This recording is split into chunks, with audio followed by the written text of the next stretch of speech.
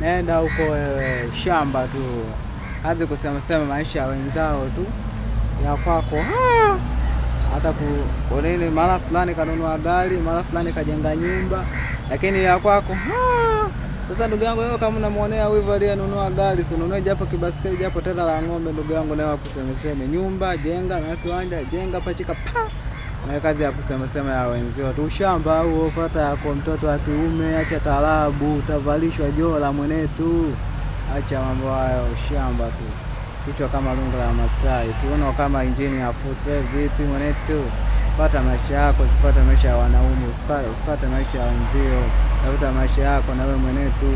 Usipate maisha ya wenzio, mara fulani kanunua gari, mara kajenga, siku hizi anavaa vizuri, mara yani kama mwanamke vile. Hata wanaume siku hizi wanaume wambea, siku hizi wanaume wambea kuliko hata wanawake. Yaani wanaume kwenye umbea wamechukua nafasi ya kwanza. Tanzania wamechukua nafasi ya kwanza wanaume kwa umbea. Yaani zidi. Tunataka tuwape jina sasa la wababa duniani kwa umbea wa baba Tanzania. Jamani, badilisheni mienendo ya kiume, yao sio wanaume. Pata yako na useme bwana vipi unazingua kweli.